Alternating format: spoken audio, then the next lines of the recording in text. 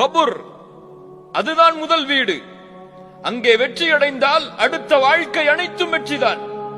யார் எம்முடைய வாழ்வில் நினைத்து பார்ப்பது கபுரை?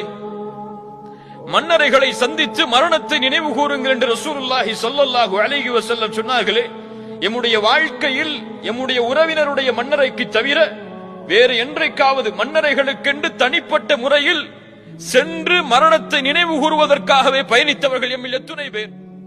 உலகம், இந்த உலகத்துடைய ஆசைகள், உலகத்தின் மோகம், நிரந்தரமாக வாழப்போகின்றோம் என்பதை நாம் மறுத்தும் அந்த எண்ணம் எம்மை வாழ வைத்துக் கொண்டிருக்கிறது இந்த உலகத்துடைய பிணைப்போடு.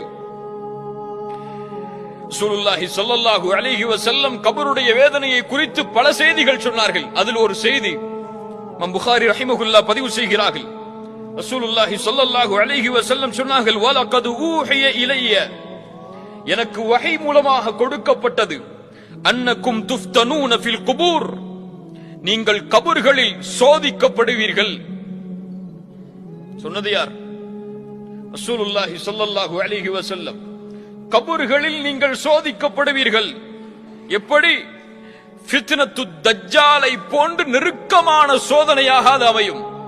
ரசூலுல்லாஹி ஸல்லல்லாஹு அலைஹி வஸல்லம் சொன்னார்கள், ஆதம் படைக்கப்பட்டதிலிருந்து மறுமை வரும் வரை இந்த பூமியிலே வரக்கூடிய சோதனைகளில் பெரிய சோதனை மஸீஹ் தஜ்ஜாலுடைய சோதனை. இந்த மஸீஹ் தஜ்ஜாலுடைய சோதனைக்கு நெருக்கமாக கபரில் நீங்கள் சோதிக்கப்படுவீர்கள். அல்லாஹு அக்பர்.